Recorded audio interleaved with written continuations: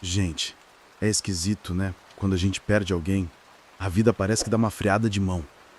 O mundo continua girando, as pessoas continuam nas suas rotinas, mas a gente fica ali, parado, preso num looping de lembranças, de cheiros, de lugares. O café que a gente tomava junto, a música que a gente ouvia no carro, a piada interna que só a gente entendia. É como se tudo virasse um gatilho. Um gatilho para dor, para saudade e para o medo. Sabe, eu não sei bem por onde começar essa história, mas acho que é importante vocês saberem que ela começa bem comum, como a vida de todo mundo. Meu nome é Gabriel e a história é sobre a Marcela. A gente era inseparável desde a infância. Amigos de infância, sabe? Daqueles que os pais se conhecem, que a gente cresceu brincando na mesma rua, no mesmo quintal, aqui em Belo Horizonte. A gente era quase irmão. Tinha aquela rotina gostosa de se encontrar todo dia depois da faculdade, ir pro barzinho da esquina, o Bar do Zé, tomar uma cerveja, comer um pão de alho e reclamar da vida. A Marcela, ela era a luz da nossa turma. Sempre com um sorriso no rosto, uma energia que preenchia o ambiente. E super organizada. Tinha uma planilha pra tudo, até pra organizar o churrasco de fim de ano. Eu sempre zoava ela por isso. Marcela, relaxa, é só um churrasco. E ela, relaxar o quê, Gabriel? Preciso saber a quantidade exata de carne, de farofa, pra não faltar pra ninguém. Ela era assim, detalhista ao extremo.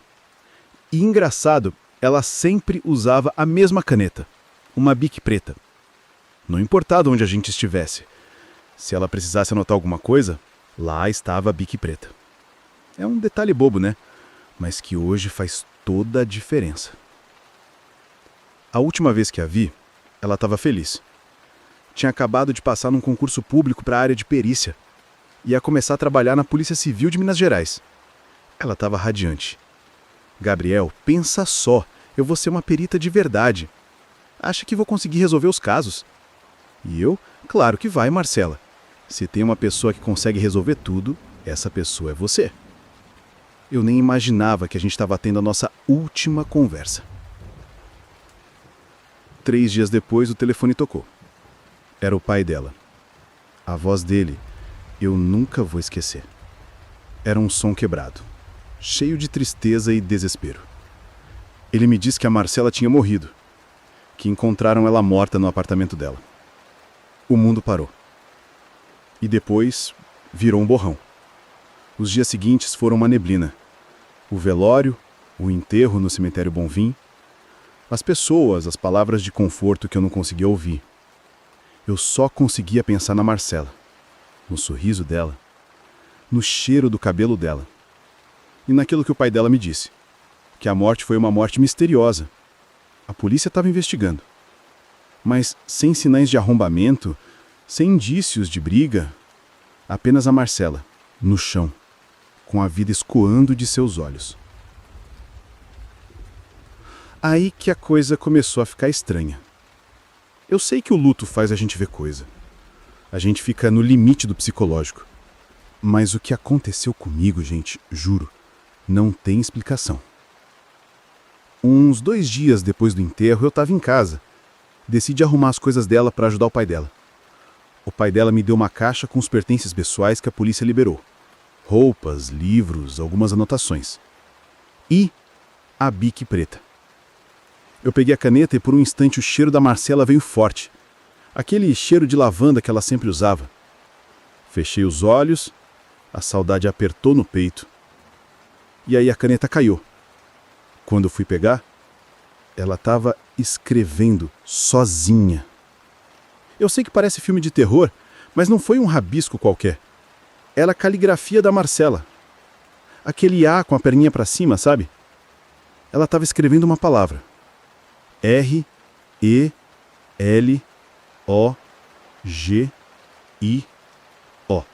A caneta parou.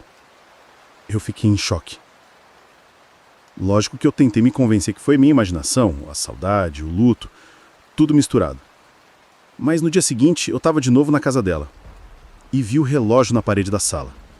Um relógio antigo, de madeira escura, com pêndulo. A Marcela amava esse relógio. Ele era da avó dela. Eu sempre achei ele meio sinistro, tic-tac alto, mas agora ele parecia diferente. O pêndulo parou, bem na hora do 12, e o relógio ficou em silêncio. Um silêncio que me doeu os ouvidos. Eu comecei a ter pesadelos. Sonhava com a Marcela. Mas não era a Marcela que eu conhecia. Era uma versão pálida, com os olhos arregalados, a boca tremendo. E ela sussurrava. Eu nunca conseguia entender o que ela falava, mas a palavra relógio sempre era a última. Eu sei que parece maluquice, mas eu comecei a investigar por conta própria. Fui no apartamento dela. O síndico, um senhor de uns 60 anos, me disse que a Marcela era uma pessoa ótima, mas um pouco esquisita, viu? Sempre andava com a mesma pasta e não deixava ninguém chegar perto. O síndico me disse que a polícia tinha liberado o apartamento. Ele me deu a chave. Entrei no lugar e senti um ar frio. O cheiro de lavanda estava por toda parte. Fui até a escrivaninha dela. A caneta Bic preta estava lá, na mesma posição que eu a deixei. Eu olhei para ela, mas o medo foi maior que a curiosidade. Fui para a cozinha e na geladeira um ímã segurava um post-it. Reunião de rotina com o Dr. M. A caligrafia era dela. A caneta usada. A Bic preta. E aí eu fui para o quarto. As coisas estavam arrumadas, mas o clima estava pesado. Uma foto nossa estava na cômoda. A gente sorrindo no parque municipal. Eu peguei a foto e, sem querer, derrubei o abajur que estava do lado. A lâmpada se estilhaçou no chão e, quando eu fui pegar os cacos, eu vi algo no tapete. Era a pasta da Marcela. A mesma que o síndico falou.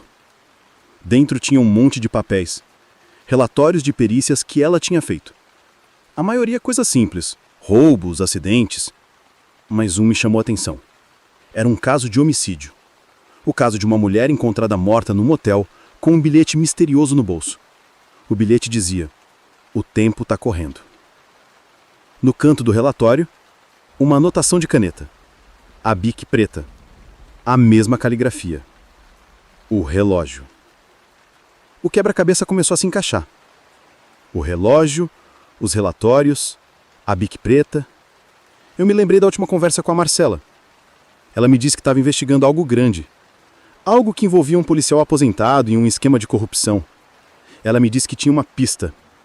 Eu não dei muita atenção. Achei que era só empolgação de iniciante.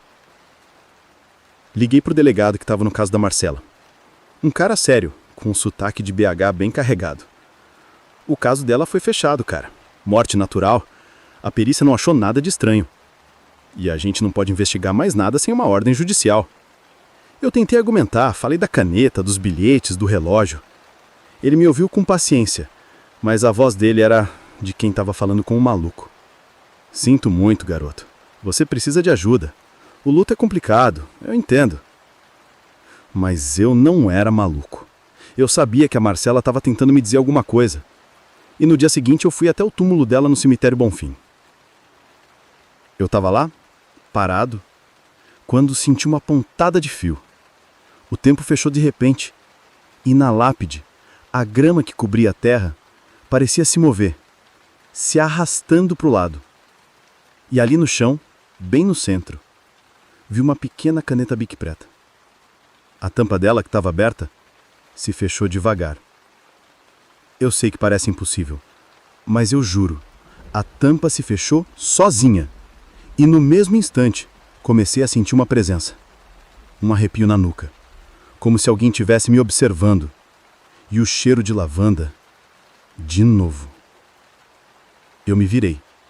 E na árvore que ficava do lado do túmulo dela, um relógio de pulso daqueles bem antigos, de madeira, estava pendurado no galho. A madeira parecia a mesma do relógio da sala. E o pêndulo, que não deveria estar lá, se movia de um lado para o outro. Eu me afastei, assustado. O relógio balançava no vento e o pêndulo parecia estar me chamando. E aí eu entendi.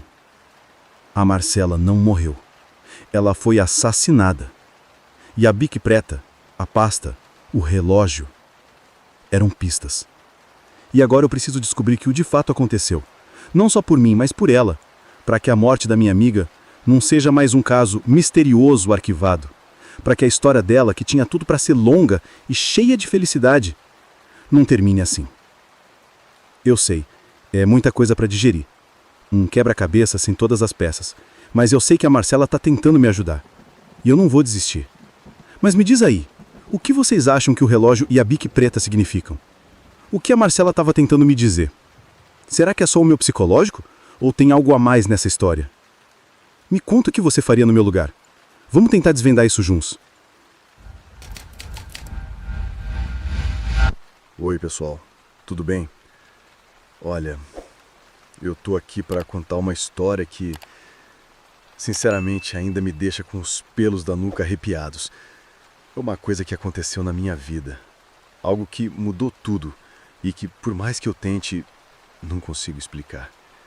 Espero que vocês me ajudem a entender, porque eu já não sei mais o que pensar. A minha vida, até poucos meses atrás, era a coisa mais normal do mundo. Eu sou o Rafael, tenho 32 anos e moro aqui em Curitiba, no bairro Alto da Glória. Gosto de sair para caminhar no Bosque do Papa, de tomar um café quente em dias frios, e olha que aqui faz frio de verdade. E de, nas noites de sábado, pedir uma pizza daquelas de borda recheada. Minha rotina era tão previsível que parecia até um roteiro de filme. Eu trabalhava como analista de sistemas, o que significa passar a maior parte do dia na frente do computador. Minha vida era tão calma, tão sem grandes emoções, que eu até brincava com a minha mãe, dizendo que o máximo de adrenalina que eu sentia era quando a internet caía. E no meio de tudo isso, existiu o Lucas. O Lucas era meu irmão, 3 anos mais novo, e meu melhor amigo. Ele era o oposto de mim, aventureiro, agitado, e vivia inventando moda. Foi ele que me convenceu a ir para a Chapada dos Veadeiros, mesmo eu detestando mato e pernilongo.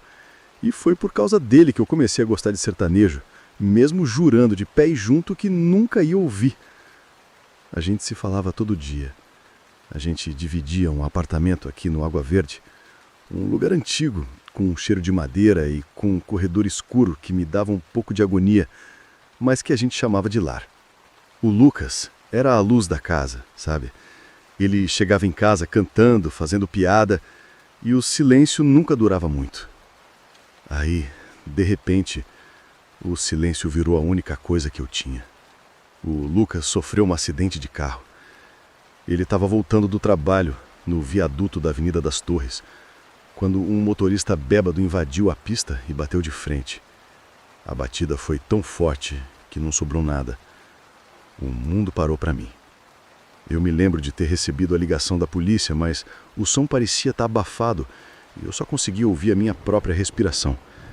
Era como se o ar tivesse sido roubado dos meus pulmões. O Lucas se foi.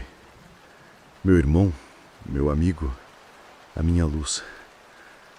Eu passei semanas em um estado de neblina. As coisas aconteciam ao meu redor, as pessoas falavam comigo, mas eu não conseguia absorver nada. O funeral foi um borrão. Os rostos, as palavras de conforto, o cheiro de flores murchas, tudo se misturava em uma imagem turva e dolorosa.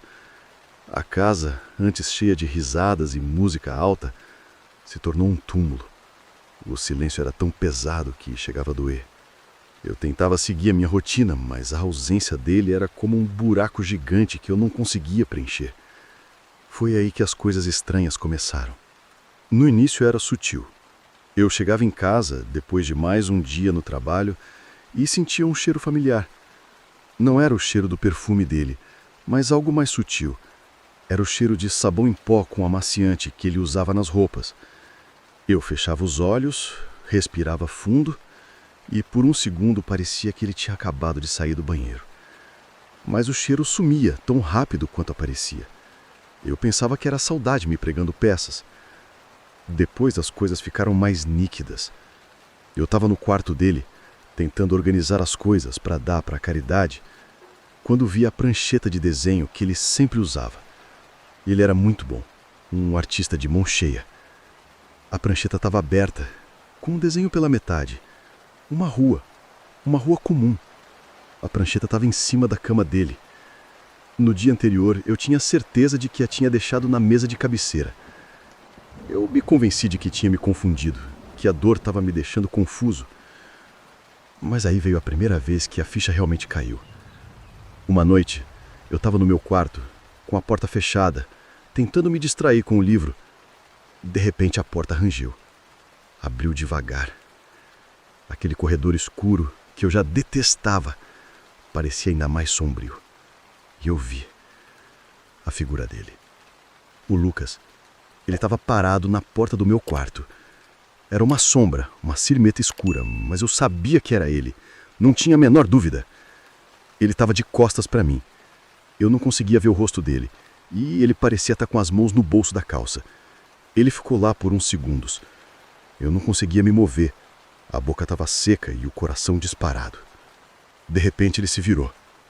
O rosto não era nítido, e ele parecia estar com um olhar assustado, como se estivesse me alertando de alguma coisa. E ele fez um movimento. Ele tirou as mãos do bolso. Na mão direita havia um pedaço de papel.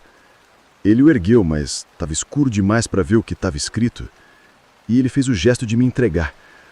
Eu não conseguia ir até lá.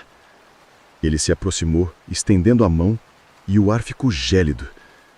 Ele se inclinou para frente, e eu consegui ver o rosto dele mais de perto. Não era o Lucas. Era ele, mas não era. A pele estava cinzenta e os olhos... Bem, os olhos estavam escuros, vazios. Era uma coisa sem vida. Eu gritei. Fechei os olhos e gritei o mais alto que eu pude. Quando abri, ele não estava mais lá. Mas o papel estava no chão, logo na frente da minha porta. Com a mão tremendo, eu peguei o pedaço de papel. A caligrafia era do Lucas, mas não era nada que ele tivesse escrito.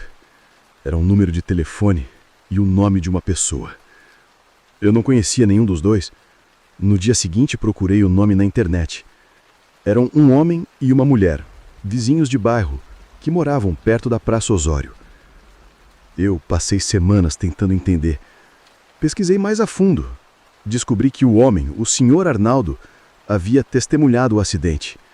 Ele ligou para a polícia, deu o depoimento dele, mas disse que não viu nada. Eu vi o depoimento na internet. Ele só disse que viu os carros batendo e que o motorista do outro carro fugiu. Eu tentei falar com ele, mas a família dele me disse que ele não podia me atender, que estava com uma doença grave e em estado terminal. Eu não insisti. Mas o que eu não esperava era o que a minha vida ia se tornar dali para frente. Eu comecei a ter pesadelos. Eu sonhava com o acidente, com o Lucas, mas os detalhes eram assustadores. Eu me via no lugar dele, no carro, e via o outro carro se aproximando.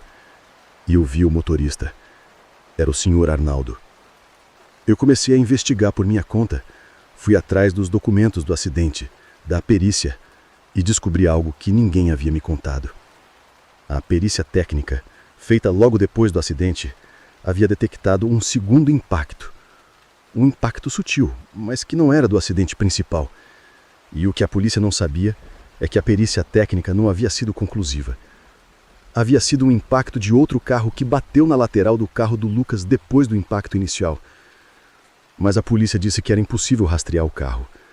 A câmera de segurança da prefeitura, por algum motivo, não estava funcionando naquele trecho. Eu comecei a ligar os pontos. O Lucas me mostrando o papel com o nome do Sr. Arnaldo.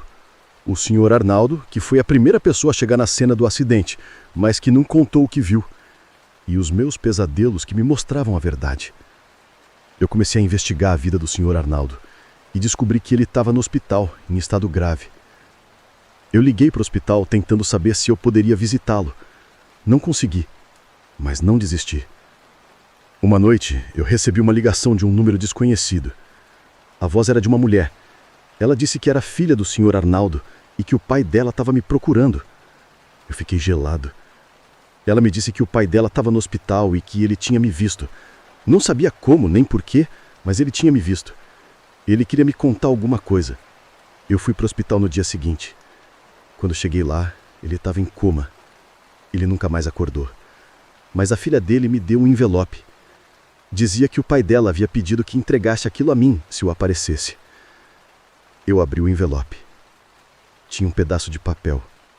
No papel estava o mesmo número de telefone que o Lucas havia me mostrado. E embaixo uma frase.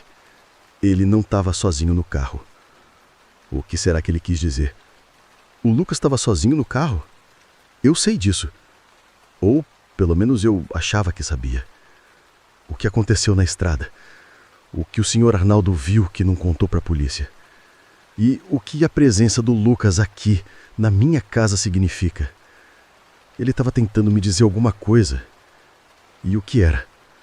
Eu tenho tentado entender, mas a história parece ter mais pontas soltas do que eu poderia imaginar. Eu sei que tudo isso parece uma loucura, mas eu preciso de ajuda. Por isso, eu queria muito saber a opinião de vocês. O que vocês acham que aconteceu? O que o Lucas estava tentando me dizer? O que o Sr. Arnaldo sabia? E por que ele só me procurou agora? Me contem o que vocês pensam nos comentários. Vamos tentar decifrar isso juntos? Eu sinto que a resposta está na minha frente, mas eu não consigo enxergar. Vocês já sentiram aquela sensação de que a vida está seguindo um roteiro? Sabe, a gente acorda, toma café, vai trabalhar, volta para casa e de repente, do nada, o roteiro vira do avesso. Comigo foi assim, há uns meses. Eu sou o Lucas, tenho 32 anos, sou programador e moro aqui em Curitiba. A vida era super normal, até monótona, se eu for sincero. Meu melhor amigo, o Pedro, morava a 2 quadras de mim.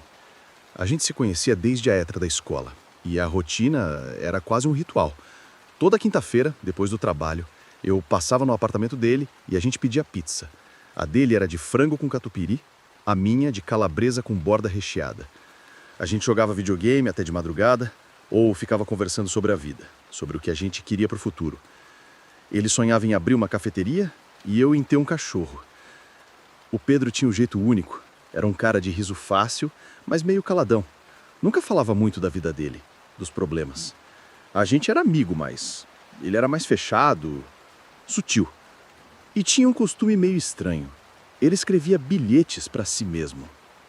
Pequenos lembretes, frases soltas, coisas que só ele entendia. Sempre achei esquisito, mas era o jeito dele. Os bilhetes estavam por todo o apartamento. Na geladeira, no espelho do banheiro, na porta do armário. A última vez que vi o Pedro foi na nossa quinta-feira de pizza. Foi tudo normal. A gente comeu, jogou, conversou. Ele estava um pouco quieto, mas eu nem liguei. Achei que era só cansaço. Quando fui embora, ele me deu um abraço e disse: "Não esquece de viver, Lucas." Achei a frase meio dramática na hora, mas depois ela fez todo sentido. No sábado de manhã, o porteiro do prédio do Pedro me ligou. "O seu amigo, o Pedro, a ambulância está aqui. Acho que aconteceu alguma coisa." Meu coração gelou. Corri para lá. A rua estava cheia de vizinhos curiosos. A polícia já tinha isolado a área. Subi correndo. O elevador parecia uma eternidade. O apartamento dele estava aberto. Quando eu entrei, a cena era de filme. O Pedro estava caído na sala, com um tiro na cabeça. Uma arma do lado.